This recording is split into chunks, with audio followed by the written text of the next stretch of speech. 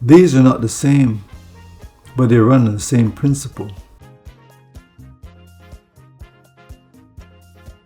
Sex is not a business, but every sexual relationship involves exchange. If you don't understand that distinction, you will misunderstand women, you will misunderstand marriage, and you will absolutely misunderstand your own leverage. This isn't cynicism, it's structure.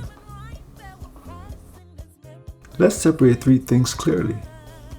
Prostitution is a direct financial transaction.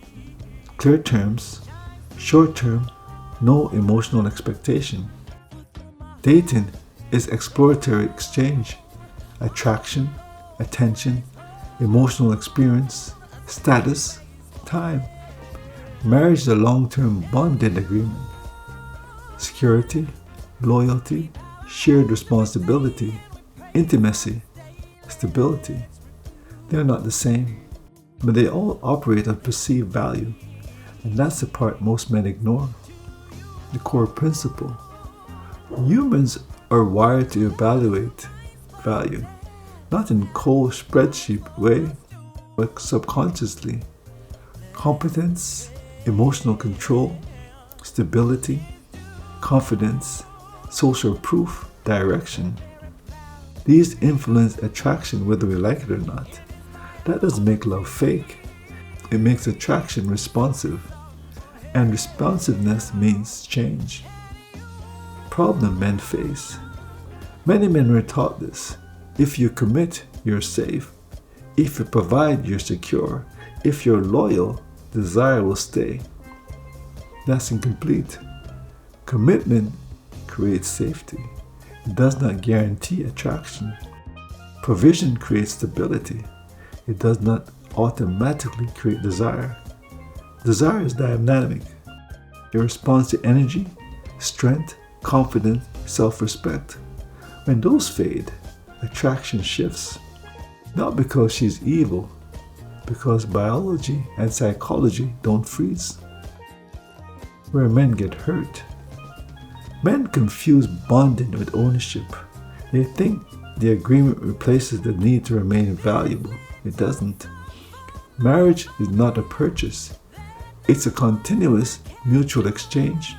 If either side stops bringing value long enough, tension builds.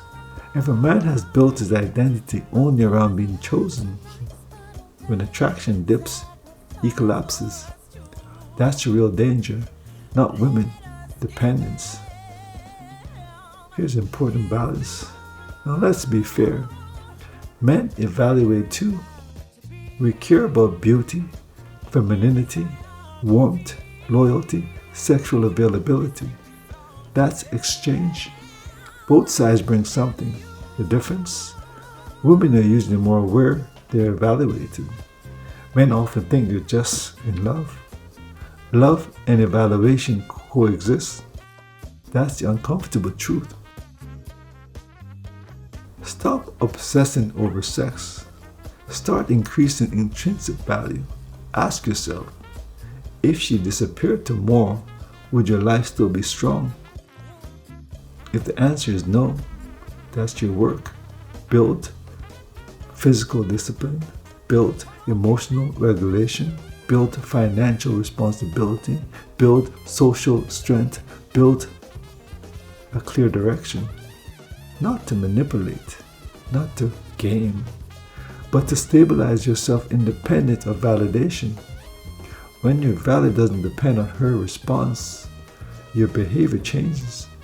You stop pleading, you stop negotiating standards, you stop over-investing, and paradoxically, attraction improves because confidence without dependence is magnetic.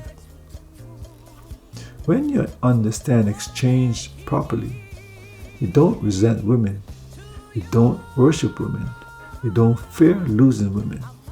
You choose wisely, you maintain yourself, you build leverage in your own life, and that leverage isn't control over her, it's control over you. That's maturity. So no, marriage, dating, and prostitution are not the same, but they all involve perceived value exchange. Ignore that and you become naive. Obsess over it and you become cynical. Understand it and you become stable. And stability is rare. If you want real conversation about masculinity without the noise, follow me. Listen out there for men. Real talk, real men. We don't shame men, we sharpen them. The next time we're talking about what actually kills long-term desire. And it's not what you think.